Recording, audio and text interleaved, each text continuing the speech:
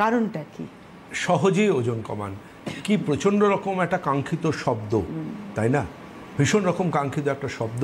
সবাই চান ওজন কমাতে, কিন্তু কত ডায়েট করেন, কত কিছু করেন, ওজন যাও একটু কমে, আবার একটু নর্মাল লাইফস্টাইলে ফিরে আসার সাথে সাথেই আগের থেকেও বোধহয় ওজনটা অনেকটা বেড়ে যায়, এরকম হয়।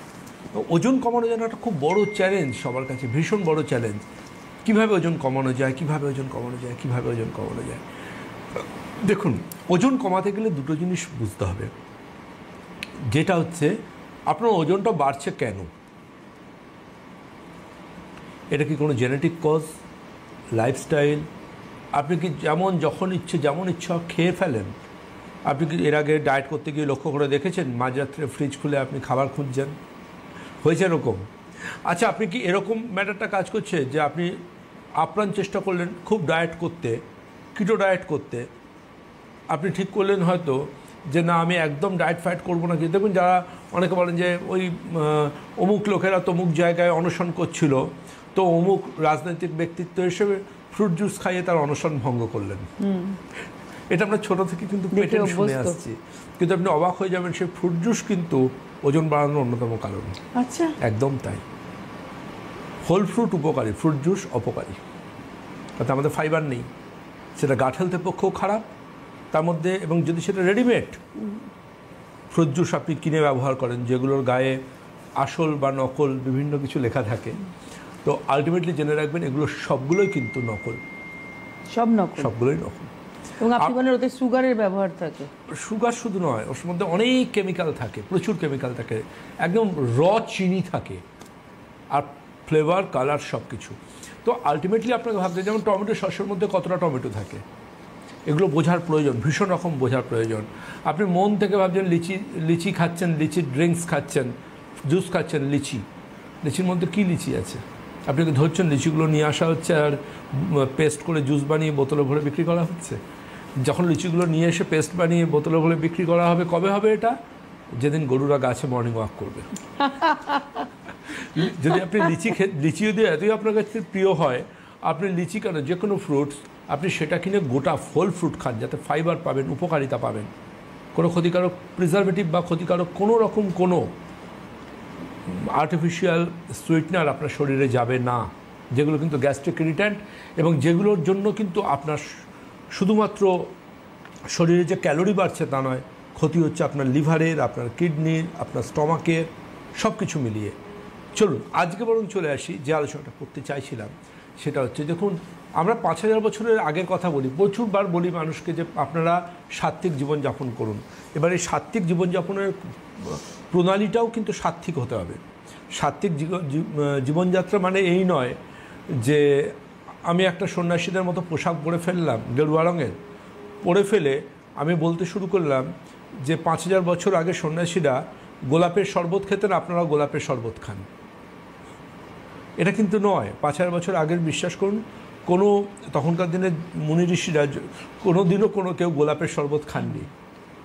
তো আজকে যেগুলো ওই যে পোশাকটা সন্ন্যাসীদের পোশাক আশাক পরে যেগুলো বলা হচ্ছে, এগুলো টিপিক্যালি সোকল্ড আয়ুর্বেদের নাম করে জাস্ট আমি বলবো যে আউট অফ আয়ুর্বেদে। হ্যাঁ, আমরা কোনোদিনও আয়ুর্বেদের নিয়ে এত বিশ্ববিদ্যালয় স্তরে পড়াশুনো করেছি, আমরা কিন্তু গোলাপের শরবত খাওয়ার কথা কোথাও শুনিনি। কিন্তু সবচেয়ে গুরুত্বপূর্ণ আমরা আয়ুর্বেদে শিখেছি সেটা হচ্ছে ভালো রাখার পাসওয়ার্ড। আপনাকে বুঝতে হবে যিনি আয়ুর্বেদ নিয়ে কথা বলছেন তারা এই আয়ুর্বেদ চিকিৎসা বিজ্ঞান নিয়ে কোন বিশ্ববিদ্যালয়ে কতটা পড়াশুনো করেছেন। ট্রেনেও তো একজন হকার উঠে বলেন ত্রিফলা খান পেট পরিষ্কার হবেন, তিনি কি ডাক্তার? যে কোনো কেউ যে কোনো জায়গা থেকে যে কোনো কিছু বার্তা রাখতে পারে, সেটা ঠিক না ভুল সিদ্ধান্ত নেওয়ার দায়িত্ব আপনার। কারণ আপনিও জানেন, ফেসবুক খুললে আপনার মনের যে কোনো রকম ইচ্ছের কথা দেখবেন। এখনকার দিনে ফ্যাশন হয়েছে, ধরুন কারোর উপর কারোর ক্ষোভ আছে, তার উদ্দেশ্যে একটা স্ট্যাটাস দেওয়া হলো, এবং ওই স্ট্যাটাসটা 20 জন দেখলো এবং সেও দেখলো। এবার সে দেখবার পর তিনি মনের মধ্যে একটা দারুণ আনন্দ উপভোগ করলেন। আমি ওর উদ্দেশ্যে এই কথাটা টিপ্পনী কেটে লিখেছিলাম, ও দেখলো মানে আমার একটা ফুলফিল হয়ে গেল, এবার আমি আমার স্ট্যাটাসটা আবার বদলে ফেলতে পারি, কোনো সমস্যা নেই। এরকম একটা ব্যাপার কাজ করে। তো আলটিমেটলি মেন্টাল প্লেজার অনেক রকমভাবে আসে, কিন্তু সবচেয়ে গুরুত্বপূর্ণ যেটা থাকে সেটা হচ্ছে আজকে আপনি আপনার ইচ্ছে মতো কোনো কথা বললেন, নিচে রবীন্দ্রনাথ, নেতাজি বা কালাম সাহেব কারুর নাম লিখে দিলেন, এটা তো ঠিক নয়।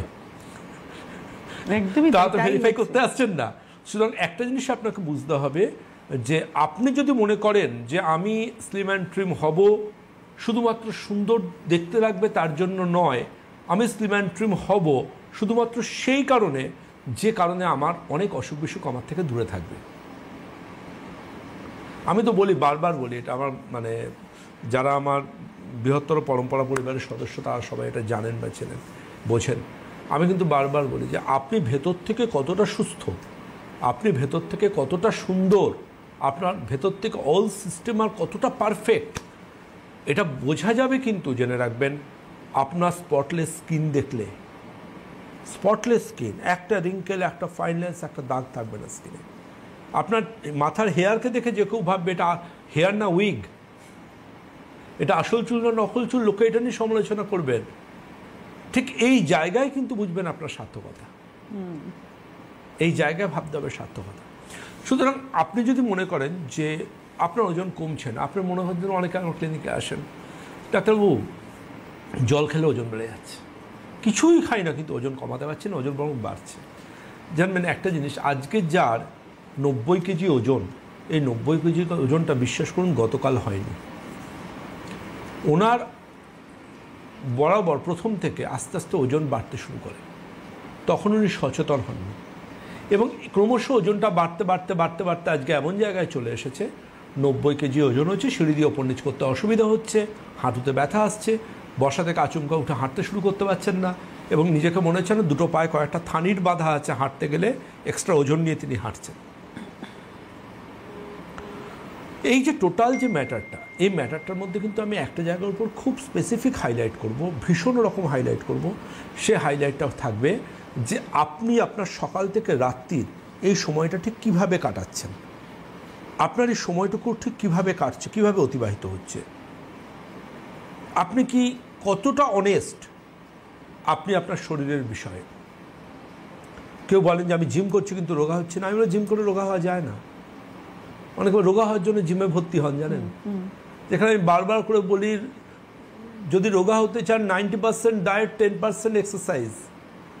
90% ডায়েট, সেখানে আপনি রোগা হতে জিমে যাচ্ছেন।